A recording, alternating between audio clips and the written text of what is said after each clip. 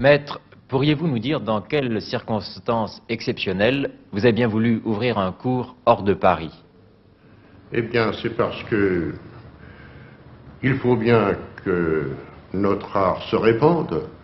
Et ce qu'on a fait pour New York, ou pour Stockholm, ou pour Amsterdam, ou pour Milan, on peut bien le faire pour Rouen.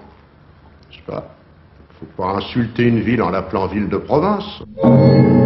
D'innombrables comédiens, de danseurs, sont venus chercher chez vous des secrets. Quels secrets, selon vous? Et le mot de secret est bien choquant, étant donné que je n'aime pas le mystère. Enfin, je suis cartésien, j'ai l'esprit géométrique, et je pense qu'il faut apprendre la science de l'art avant le cri du cœur.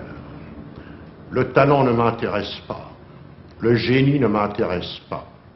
Parce que le talent, le génie, c'est Dieu qui le fait, ce n'est pas le professeur. Par conséquent, que Dieu fasse ce qui lui plaît. Moi, je ne fabriquerai pas le génie ni le talent, autant que je l'ignore. Mais je peux enseigner l'art, la science de l'art, une certaine façon de parler, une certaine grammaire. Voilà. Comme un professeur de piano du 14e arrondissement ne peut pas donner du génie à ses élèves, mais il leur montre les gammes, un certain solfège, une certaine tenue au piano. Voilà.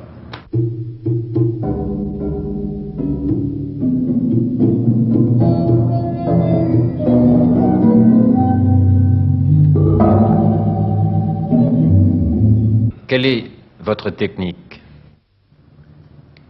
Eh bien, c'est de considérer le corps comme un clavier, piano, mais avec des différences tout de même. Je veux dire par là de considérer le corps dans son squelette, de voir combien il a d'os, et de considérer tous les os comme des touches de clavier.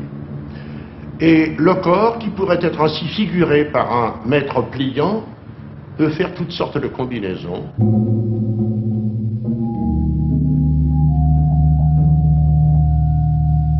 Tout est beau dans le en puissance, et le théâtre, c'est un art du en puissance. Au théâtre, il ne se passe rien. Alors il faut donc que dans le mime, qui veut ressembler au théâtre, en ce sens qu'il veut avoir l'humeur du théâtre, il faut que lui aussi soit un en puissance. Très souvent, nous sommes animés par l'idée des poids. Tenez, voilà par exemple, j'ai mon, comment ça s'appelle, mon stylographe, qui est accroché ici. Si je voulais agir en homme de salon parfait, avec des mouvements strictement localisés, je ferais ça. C'est d'ailleurs ce que certaines personnes font, n'est-ce pas? Je dévisserai ça, je le visserai de l'autre côté, je m'approcherai pour poser une signature, etc.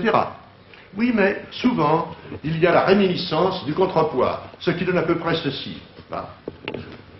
Voyez-vous? Comme si c'était lourd.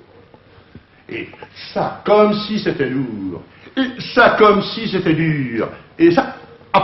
Et là-dessus, il va poser sa signature, et il va faire. Et maintenant, et voilà, etc. Et c'est tac, voilà.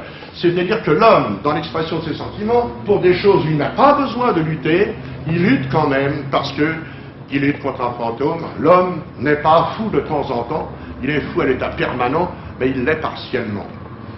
Puisque tous les gestes qu'il fait sont inutiles. Quand il dit non, ça sert à rien.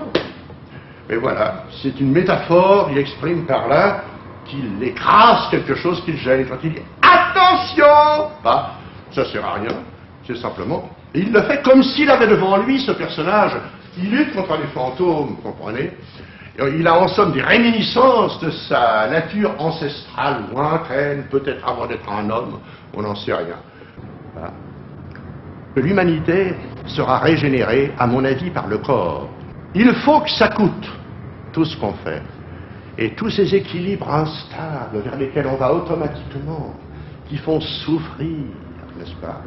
Toutes ces choses sont une éducation. Tandis que tant qu'on ne souffre pas avec son corps, on peut dire que ce que nous faisons reste de la littérature au sens le plus mauvais du mot. Eh bien,